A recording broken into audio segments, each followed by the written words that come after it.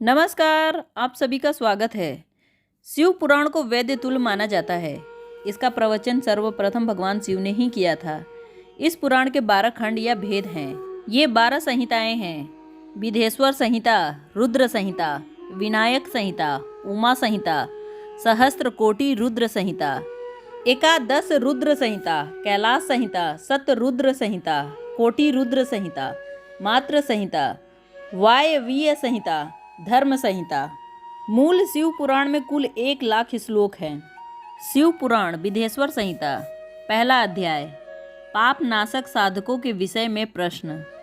जो आदि से लेकर अंत में है, नित्य मंगलमय है, जो आत्मा के रूप को प्रकाशित करने वाले हैं, जिनके 5 मुख हैं, और जो खेल खेल में जगत की रचना, पालन और संहार तथा अनुग्रह एवं तिरोभाव स्वरूप 5 प्रबल कर्म करते हैं, उन सर्वश्रेष्ठ अजर अमर उमापति भगवान शंकर का मैं मन ही मन चिंतन करता हूँ। व्यास जी कहते हैं, धर्म का महान क्षेत्र जहाँ गंगा यमुना का संगम है, उस पुण्यमय प्रयाग जो ब्रह्मलोक का मार्ग है, वहाँ एक बार महातेजस्वी महाभाग महात्मा मुनि ने एक विशाल यज्ञ का आयोजन किया। उस ज्ञान यज्ञ का समाचार सुनकर पौराणिक शिवमणि व्यास जी के शिष्य सूत जी वहां मुनियों के दर्शन के लिए आए। सूत जी का सभी मुनियों ने विधिवत स्वागत व सत्कार किया तथा उनकी स्तुति करते हुए हाथ जोड़कर उनसे कहा, हे सर्वज्ञ विद्वान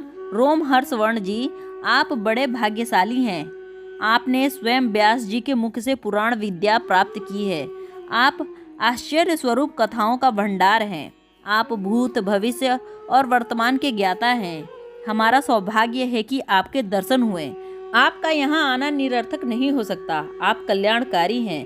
उत्तम बुद्धि वाले सूत जी, यदि आपका अनुग्रह हो तो गोपनीय होने पर भी आप शुभाशुभ तत्व का वर्णन करें, जिससे हमारी तृप्ति नहीं होती और उसे सुनने की हमारी इच्छा ऐसे ही रहती है। कृपया कर उस विषय का वर्णन करें।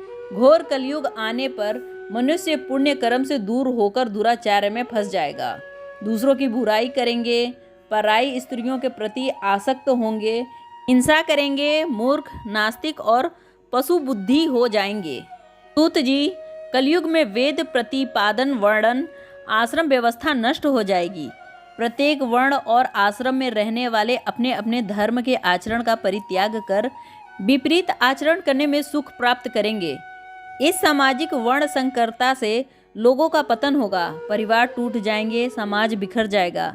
प्राकृतिक आपदाओं से जगह जगह लोगों की मृत्यु होगी। धन का क्षय होगा, स्वार्थ और लोभ की प्रवृत्ति बढ़ जाएगी। ब्राह्मण लोभी हो जाएंगे और वेद बेचकर धन प्राप्त करेंगे। मद से मोहित होकर दूसरे को ठगेंगे, पूजा पाठ नहीं करेंगे और ब्रह्म ज्ञान से शून्य होंगे। क्षत्रिय अपने धर्म को त्याग कर कुसंगी, पापी और अभिचारी हो जाएंगे। शौर्य से रहित हो वे शून्य जैसा व्यवहार करेंगे और काम के अधीन हो जाएंगे। वैसे धर्म से विमुख हो संस्कार भ्रष्ट होकर कुमार्गी, धनोपार्जन परायण होकर नाप तौल में ध्यान लगाएंगे। शूद्र अपना धर्म कर्म छोड़कर अच्छी वेशभूषा से सुशोभित हो व्यर्थ घूमेंगे। वे कुटिल और ईर्षालु होकर अपने धर्म के प्रतिकूल हो जाएंगे। कुकर्मी और वाद विवाद करने वाले होंगे। वे स्वयं को कुलीन मानकर सभी धर्मों और वर्णों में विवाह करेंगे। स्त्रियां सदाचार से विमुख हो जाएंगी। वे अपने पति का अपमान करेंगी और सास ससुर से लड़ेंगी। मलिन भोजन करेंगी। उनका शील स्वभाव बुरा हो जाएगा। सूत जी, इस तरह जिनकी बुद्धि नष्ट हो जाएगी और जिन्होंने अपने धर्म का त्याग कर दिया है, ऐसे लोग लोक परलोक में उत्तम गति कैसे प्राप्त करेंगे? इस चिंता से हम सभी व्याकुल हैं। परोपकार के सामने कोई धर्म नहीं। इस धर्म का पालन करने वाला दूसरे को सुखी करता हुआ स्वयं भी प्रसन्नता अनुभव करता है। यह भावना यदि निष्काम हो तो कर्ता का हृदय शुद्ध करते हुए उसे परम गति प्रदान करती है। हे महामुने, आप समस्त सिद्धांतों के ज्ञाता हैं।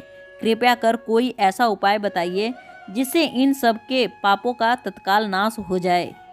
व्यास जी कहते हैं, उन श्रेष्ठ मुनियों की यह बातें सुनकर सूत जी मन ही मन परम श्रेष्ठ भगवान शंकर का स्मरण करके उनसे इस प्रकार बोले। प्रथम अध्याय समाप्त। दूसरा अध्याय शुरू। शिव पुराण का परिचय और महिमा। सूत जी कहते हैं, साधु महात्माओं, आपने बहुत अच्छी बात पूछी है। यह प्रश्न तीनों लोगों का हित करने वाला है। आप लोगों के स्नेहपूर्वक आग्रह पर गुरुदेव व्यास का स्मरण कर मैं समस्त पाप राशियों से उद्धार करने वाले शिव पुराण की अमृत कथा का वर्णन कर रहा हूँ। ये वेदांत का सार सर्वस्व है। यही परलोक में परमार्थ को देने वाला है तथा दुष्टों का विनाश करने वाला है। इसमें भगवान शिव के उत्तम यश का वर्णन है। धर्म, अर्थ, काम और मोक्ष आदि पुरुषार्थों को देने वाला पुराण अपने प्रभाव की दृष्टि से वृद्धि और विस्तार को प्राप्त हो रहा है। शिव पुराण के अध्ययन से कलयुग के सभी पापों में लिप्त जीव उत्तम गति को प्राप्त होंगे। इसके उदय से ही कलयुग का उत्पात शांत हो जाएगा। शिव पुराण को वेद तुल्य माना जाएगा। इसका प्रवचन सर्वप्रथम भगवान शिव ने ही किया था। इस पुराण के 12 खंड या भेद हैं। ये 12 संहिताएं हैं: विदेश्वर संहिता, रुद्र संहिता, विनायक संहिता, उमा संहिता, सहस्त्र कोटि संहिता, एकादश रुद्र संहिता, कैलाश संहिता, शतरुद्र संहिता, कोटि रुद्र संहिता, मातृ संहिता, वायवीय संहिता, धर्म संहिता। विदेश्वर संहिता में 10,000 श्लोक हैं।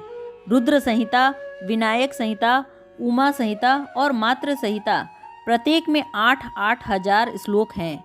एकादश रुद्र संहिता में 13,000, कैलाश संहिता में 6,000, शतरुद्र संहिता में 3,000, कोटि रुद्र संहिता में 9,000, सहस्त्र कोटि रुद्र संहिता में 11,000, वायवीय संहिता में 4,000 तथा धर्म संहिता में 12,000 श्लोक हैं। मूल शिव पुराण में कुल 1,00,000 श्लोक हैं, परंतु व्यास जी ने इसे 24,000 श्लोकों में संक्षिप्त कर दिया है। पुराणों की क्रम संख्या में शिव पुराण का चौथा स्थान है, जिसमें 7 संहिताएं हैं। पूर्व काल में भगवान शंकर ने 100 करोड़ श्लोकों का पुराण ग्रंथ ग्रंथित किया था। सृष्टि के आरंभ में निर्मित यह पुराण साहित्य अधिक विस्तृत था। द्वापर युग में द्वैपायन आदि महर्षियों ने पुराण को 18 भागों में विभाजित कर 4,00,000 श्लोकों में इसको संक्षिप्त कर दिया। इसके उपरांत व्यास जी ने 24,000 श्लोकों में इसका प्रतिपादन किया।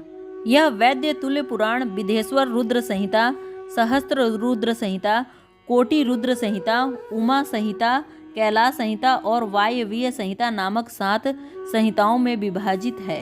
यह 7 संहिताओं वाला शिव पुराण वेद के समान प्रामाणिक तथा उत्तम गति प्रदान करने वाला है। इस निर्मल शिव पुराण की रचना भगवान शिव द्वारा की गई है तथा इसको संक्षेप में संकलित करने का श्रेय व्यास जी को जाता है। शिव पुराण सभी जीवों का कल्याण करने वाला, सभी पापों का नाश करने वाला, यही सत्पुरुषों को कल्याण प्रदान करने वाला है। यह तुलना रहित है तथा इसमें वेद प्रतिपादन, अद्वैत ज्ञान तथा निष्कपट धर्म का प्रतिपादन है। शिव पुराण में श्रेष्ठ मंत्र समूहों का संकलन है तथा यही सभी के लिए शिव धाम की प्राप्ति का साधन है। समस्त पुराणों में सर्वश्रेष्ठ शिव पुराण ईर्षा रहित अंतःकरण वाले विद्वानों के लिए जानने की वस्तु है। इसमें परमात्मा का गान किया गया है। इस अमृतमयी शिव पुराण को आदर से पढ़ने और सुनने वाले मनुष्य भगवान शिव का प्रिय होकर परम गति को प्राप्त कर लेता है। इस प्रकार दूसरा अध्याय समाप्त। शिव पुराण का अगला अध्याय दूसरे वीडियो में है। शिव पुराण के सभी वीडियो देखने के लिए चैनल को सब्सक्राइब करना ना भूलें।